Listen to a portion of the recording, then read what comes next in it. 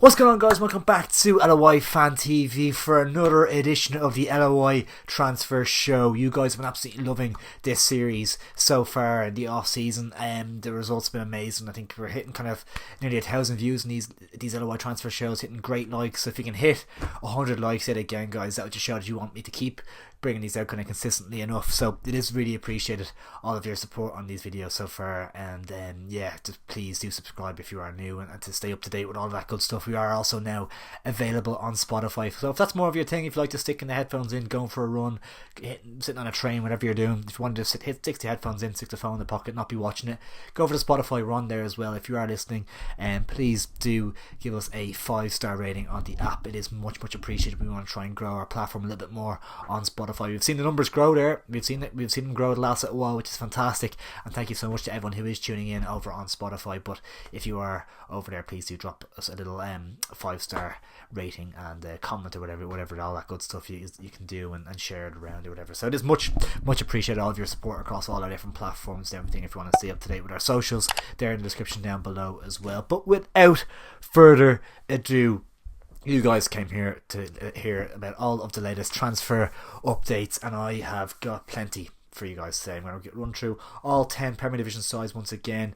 I was meaning to draft some notes in the first division. That will be our transfer show maybe for the weekend. I'll get one in and I'll do a little recap on the first division if that's something you guys want as well, because the first division is flying. There is some massive moves being made down there, and it's probably the hardest first division to call in years, really, to be fair. So definitely one that we want to keep more of an eye on this season. But we have got the 10 Premier Division sides today to discuss, and we will begin with Bohemians.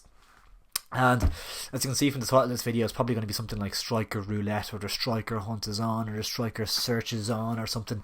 And one of the big teams within that Striker Search is Bohemians Football Club. Now, they, alongside their Dublin rivals, but Bohemians have been linked with Jonathan Afolabi, the return of Jonathan Afolabi. He was a fan favourite. He really got going under Declan Devine in kind of his second season, I think it was. He really got going. He scored plenty of goals for them and kind of dragged that team to the cup final and into kind of top half maybe, or top 6, whatever it was in the end. So he's kind of a shining light for that Bohemians team in what was a poor side, and it hasn't got much better since. So he's had a kind of an unsuccessful move. I think he went to Belgium initially. Was currently on loan in Holland, isn't getting much game time, so it looks like a return to Ireland could be on the cards. But of course, he is being linked elsewhere as well. Another name linked to Bohemians is Pat Hoban. That's just mad, isn't it? Top goal scorer last season, and it looks like he may be on the move. Shamrock Rovers again linked with him, so you'd think maybe one each for either side. Which one would you prefer, Bohemians fans? Let me know down below. Would you prefer Jonathan Afolabi or Pat Hoban? Really interesting. Obviously Afolabi maybe with a bit more sell-on potential, but Pat Hoban for the here and now, he's probably the best striker in the league, so he'd really fire you into European contention, you'd imagine that. But what does that say to young Colin Whelan? If he left Derry to get away from Pat Hoban, and Pat Hoban follows him to Dalymount Park, could you imagine that? So he would be absolutely snapping. But yeah, I think either signing, they need more depth up front, and they also need more depth at left back. Excuse me. So they're getting to the stage now at left back. Obviously Jordan Flowers is probably who's going to be the man to play there for the minute. If the season started tomorrow, he'd have to probably play there. It's really looking like we give Paddy Kirk a ring and see if he'll come back, kind of thing. It's really getting to that stage, like, because really bad depth wise there. Shane Flynn was at Waterford last season. I think he was released, or he wasn't kept on anyway, and he is on trial with Bohemians at the moment, so you would imagine they're looking to make that a permanent deal. Obviously formerly of Leicester City, so you'd imagine, I think he's supposed to be a decent little player, so you'd imagine they'll look to do that. Other options, maybe Conor Kane was linked earlier in the window. It doesn't look like they'll get him. He looks happy out at Drogheda. Sean Kavanagh, I think maybe could be one that was looked at. Now Luke suggested him for Bohemians. It isn't the worst shout in the world, so maybe that's an option there. But I think if they got Flynn in, is Flynn and Flowers enough? Probably not, but we'll see. They desperately need a winger as well. Bohemians do. It looks like we have to play like a Ross Tierney, a James Clark, or somebody out wide at the moment as things stand. I think they only have the one winger currently, whose name is not coming to me for whatever reason. But I think they've been linked with a move for former winger Liam Burt, who arguably played his best football at Bohemians, but he's since gone on to win 2 league titles at Rovers and Shells. But arguably actually played his best football, funny enough, for Bohemians. So can that one happen? Remains to be seen. I think it'd be a great sign for Bohs if they can get Liam Burt back to the club. But is it like is he frowned upon by fans, or is it needs must really? Is it like we need to get somebody in and he's a good player, so we'll just forget about him ditching us and winning 2 league titles that are 2 biggest rivals? We'll just forget about that and move on. Probably is the case, isn't it? So I think Liam Burt back to Bohs could be on the cards. We will move on then to Cork City. They have brought in Rio Shipston on loan from Sheffield Wednesday. This is a loan deal until June, so 6-month loan deal for the first half of the campaign. So if he does well, maybe they'll look to keep him going for the next second half of the season as well. But Sheffield Wednesday, I know when it usually is that loan till June, they might like to get him back in for their pre-season, have a look at him again, and maybe find him a loan within England or something, or get him back into the first team. So interesting to see what he's like. I saw some people saying it was woke nonsense that he's given number 4 and stuff, and he's a playmaking type midfielder. I like number 4 midfielders. I don't know what you guys think. I know it's conventionally like a centre half's number, but I like a midfielder wearing number 4 now, to be honest. I think it looks quite nice. It says Fabregas reminds me of, and the like. So I've no problem with that at all. Rio Shipston, interested to see how he gets on in that Cork City side. Next up then, we do have Derry City, and boy have they got busy. As I'm filming this today, Robbie Benson, done deal. Carl Winchester, I think he Shrewsbury's captain, a senior player for Shrewsbury, centre half. He is a done deal as well. Liam Boyce, 33-year-old striker, Northern Irish international. He's a done deal, brought in from Hearts. And obviously that one is the kind of one where you're thinking, does Hoban have a future with Derry City? Remains to be seen. Liam Boyce being looked at as that number 1 striker now for Derry. It's obviously a risky business strategy, isn't it, for Derry? They've been linked with Kevin Holt, who I think is the Hibs or Hearts captain, I think, as well, isn't he? Centre midfielder, central defender. So being linked with a lot of players late 20s, early 30s, and a lot of they've brought in 4 players maybe in their early 30s now, including Shane Ferguson and things like that as well. So it's really like pressure's on for Tiernan Lynch straight away. He must win the league this season. Like they're obviously spending big money to get these lads in. It's old players. They're on that dodgy surface up there, which won't be any good for their joints and their muscles and stuff. It just feels like a recipe for absolute disaster. I saw a Derry City fan come back to me saying that they can't sign young players. They don't want to come up. They don't like the pitch, or they don't want to come up that far. And fair enough to a degree, but look at the evidence of you've brought in Brian Maher, one of the best young goalkeepers in the league from Dublin. Adam O'Reilly from Cork, one of the best young midfielders in the league. He's come up no problem. Colin Whelan came up. It didn't work out for him, granted, but he came up from Dublin, one of the best young strikers in the league. So I'm just not buying that argument. You need to be targeting that profile of player, that young, early 20s players, whether you're getting from UCD, whether you're getting from wherever. Target those type of players, the ones with the sell on value, the ones that can help the squad grow. Derry City needed a rebuild. They didn't need more alphalas coming on, the over 75s, Craggy Island 11. Like, they didn't need that. They need a young, vibrant, attacking, fun team to watch. I'm just not sure that they're getting it. They're kind of getting a few kind of journeymen, EFL journeymen, hard fellas. They're going to be competitive. They're going to be very, very competitive. They'll nick games. They'll get results. Just doesn't scream like a big, exciting future project. It just screams, I want success. I want titles here and now. If they get them, brilliant. I'm not convinced they're going to get them, though. I'm just not convinced. And if it's even to get Europe, is it worth it? Is it worth getting into Europe with a lot of 30-odd-year-olds getting paid mad money? Or would it be worth taking maybe another year out, building a really vibrant, young, attacking side and playing lovely, free-flowing football, and then building for a title challenge then?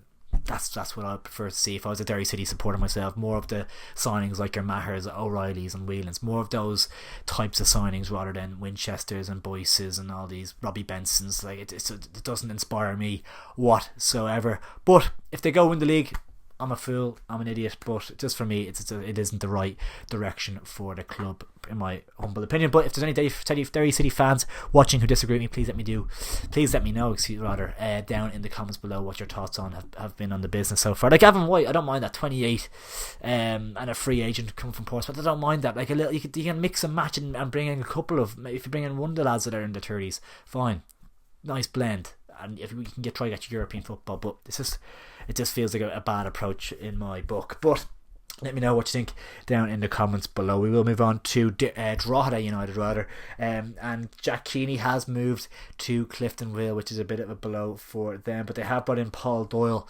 a midfielder from Dundalk, a solid, decent midfielder. He'll do a job for them and offer them some depth in that area. Obviously with the departure of Gary Deegan as well, they needed to get some cover in there, so he'll definitely provide a good option for Drogheda in midfield. They've also brought in Josh Thomas from Swansea on loan, which is it seems like a decent pickup. From what I've heard, he's a good little option in their kind of front line, to give them another option alongside Douglas James Taylor and Thomas Lua, who looks like he's doing well in pre-season so far. So Josh Thomas coming in there, interested to see how he gets on.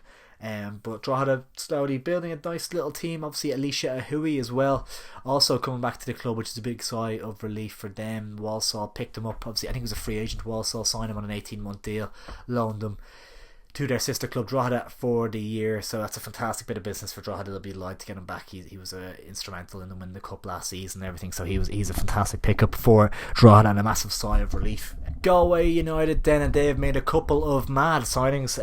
3 I have written down here. The first one is Daniel Steins. I'm taking from notes here because I've never heard of these lads in my life. Daniel Steins, who brought him in from the A-League. He's an attacking midfielder, a winger. 14 matches last season, 0 goals, 2 assists. And they brought him in from Newcastle Jets, was it? Yeah, hard to know what you're going to get, but an interesting one all the same. And it's interesting to see that that's kind of been their plan so far, to bring in from the kind of from New Zealand, from Australia and stuff. Moses Dyer is another one, brought in from Pacific FC. He's a New Zealand footballer. Where are we? Vancouver FC 2024, 1 match, 0 goals, 0 assists, 27 years of age. So Moses Dyer, what will he offer? I think he has he has 11 caps for New Zealand, 1 goal. He's kind of a midfield striker type player again. So these lads, like, it's just so hard to know what you're going to get. They could be world beaters or they could be absolutely hopeless. It's just so hard to know. But I'm excited to see how they turn out all the same. Who was the last one they had again? Evan Watts. I think he's more close to home, isn't he? Swansea City loanee, 20-year-old goalkeeper, I think it is, isn't he? Loan signing of goalkeeper Evan Watts from Swansea City for the duration of the season. So you'd imagine he'll be playing second fiddle to Brandon Clark. So it's interesting to see that was the choice for them to bring in a young keeper on loan. Maybe it's a good experience for him to get out and about, and who had better to learn off than Brandon Clark. Maybe he might get a bit of game time, who knows, he might get his opportunity at some stage. But a couple of additions for Galway. They'd been very, very quiet up to that point. They needed to get some attackers in the door as well. So excited to see how Moses Dyer and Daniel Steins get on, in particular, out of their new signings so far. We'll move on to Shamrock Rovers then, and they brought in wonder kid Michael Noonan from St Patrick's Athletic in one of the more controversial moves of the transfer window so far. I'm interested to hear your guys' thoughts on this one. Obviously 16 years of age, came through St Patrick's Athletic Academy, and then I think his family are Rovers fans, so maybe that was a little bit of a factor here. He had been on trial over with Man City, I believe, and a couple of others potentially, and he was on amateur terms at St Patrick's Athletic, so it always looked like a move was going to happen when he turned 18 or whatever it was, and they weren't able to lock him down on professional terms, unlike they could do Amelia. They weren't able to kind of sort it out with Noonan, and he has agreed terms with Shamrock Rovers, so it looks like he'll stay there for a year or two. How much football he's going to get this season, I'm not convinced he's going to get a whole lot, to be honest. He's 16 years of age. You can't really be tossing a 16-year-old into first team football straight off the bat. It just doesn't seem right. So he might get the odd appearance off the bench and stuff. It depends what's the best thing for his next step and his development. Is hard to know really, but I think when he's 18 he'll probably will get that move across the pond at some stage, and someone will pick him up, and Rovers will get the transfer fee that Pats were hoping for. I'd say it's a determined type thing. I think it could be like a couple of $100,000 or something. It won't be a massive Mason Melia-esque money. I think they'll have agreed something with Rovers, but they make a tidy profit all the same. So it makes sense from Rovers' perspective to do the deal. But from the player, it's just, I don't know if it makes. I think he was doing well at Pats, and he was getting a little bit of game time here and there and stuff. And it'd be interesting. I'm not sure. It's hard to know. But he, by all accounts, wonderful talent, and one to definitely keep an eye on this season and in the seasons coming up. But some Shamrock Rovers are continuing their hunt for a striker, a more experienced striker that would be, and maybe their starting striker.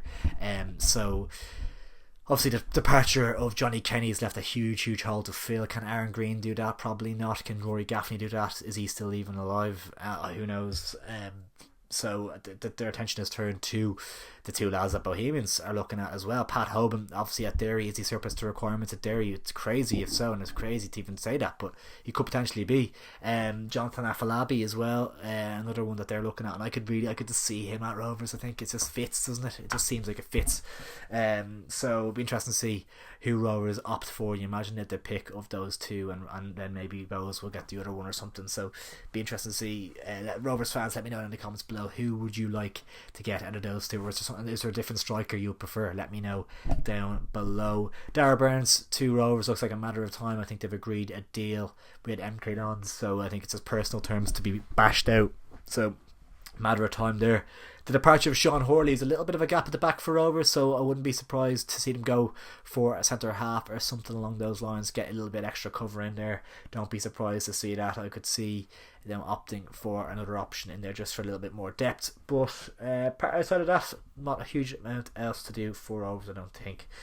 Shelbourne then, not a huge amount to do for them either. Them and St. Pat's are quite secure in their squads now, I'd say, at this stage. Shelbourne, maybe, I think they could probably do it if a defensive option came available, or there was somebody out there, or even someone on loan. I think they'd be mad not to go for it. I think maybe a backup for Sean Gannon / a centre half backup option or something. I think to be mad not to opt for someone there. I think they need like a right-sided defender backup option, unless they want to try Lewis Temple out as a backup right back if Gano gets injured or something.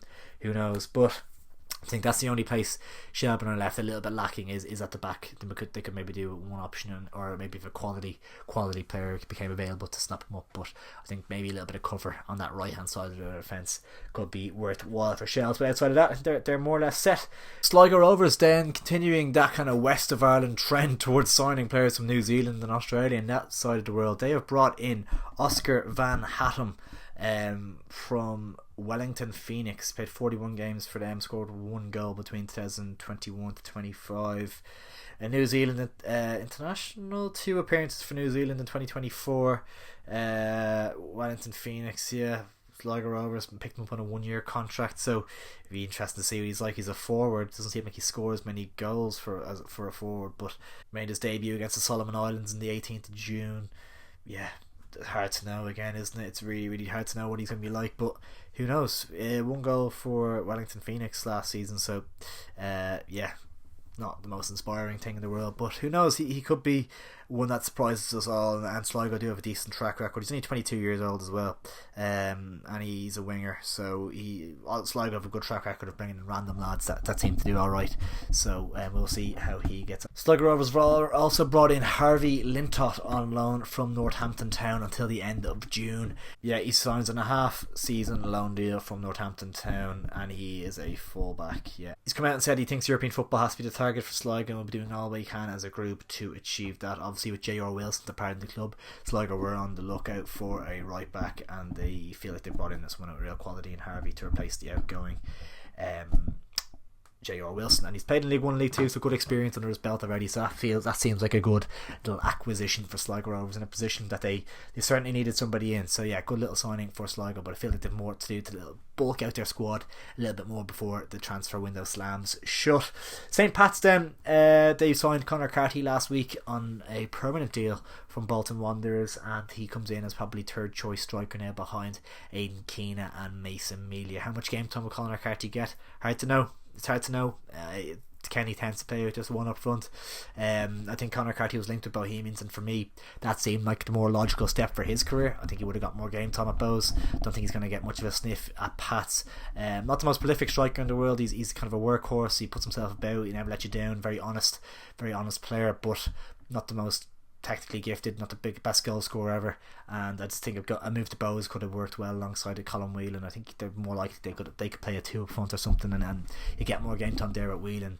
Just coming back from a serious knock, he's not going to be playing 90 minutes week in week out, so made more sense to go to Bowes, but Pats was the option for him to return to the club where he won the FAI Cup in 2023. So Conor McCarthy there for Pats. It's a great deal and great cover and stuff like that. So especially with Noonan leaving for Rovers as well, it's a good business deal for them. But for the player, I don't think it makes a whole lot of sense from his point of view. He's come back from an injury as well. He needs to be playing football, and I don't think he plays a whole lot of it this season with Melia and Aidan Keena in front of him in the pecking order. But I could be way off with that. You never know. Pats outside that though, I think they're fully finished. I think they're, unless they could get a great right back in, maybe. But I think they're done outside of that. Speaking of right backs, Waterford have picked one up in Noajo backboard from Holland, a Dutch international. They of course did lose Dara Power to Cheltenham Town, which is a massive blow. He was probably in the conversation for Team of the Year last season. He's probably up there for Waterford's Player of the Season. He was a real breakout star last year, Dara Power. So to lose him to Cheltenham was a big blow, and he's someone that definitely needed replacing. And this guy has a great background. I think he's played for Feyenoord and all these teams. He played for the Dutch under 21s, I think, and he has a great resume. So it's mad that he's popped up in the League of Ireland. It seems like a mad all move. But Noajo backboard could be a shrewd acquisition from Waterford FC. Funny enough, Justin Clivert, Bournemouth star, obviously scored a hat-trick at the weekend against Newcastle at St James's Park. He commented underneath the signing with a couple of fire emojis and stuff, which is quite funny. Obviously know each other from the underage scene over there, so, or maybe they're just friends generally, who knows. But interesting to see how Waterford get on there this season. I'm excited to see them. I've touched on it a few times on the new strikers they brought in and bits and pieces. Really exciting side at Waterford, and an exciting time for the club, I feel, and they're moving in the right direction. So yeah, Waterford, maybe another signing or two left in them yet, but they're nearly complete, I would imagine, in most departments. So let me know, Waterford fans, what you thought of the transfer window so far. I think it's been very solid though, and you should certainly be looking forward to the season ahead. But there you have it, guys, a quick roundup of all the kind of transfer rumours, updates, done deals, etc. from around the Premier Division. Let me know if you've heard anything that I've missed out on down in the comments below, and please make sure to drop a like on the video. If you can hit 100 likes, it shows that you guys are absolutely loving these transfer shows, want me to keep them coming as regularly as possible. So yeah, please do drop a like on the video down below, and make sure to subscribe. It is much appreciated, guys. Thank you so much for tuning in, and I'll catch you in a bit.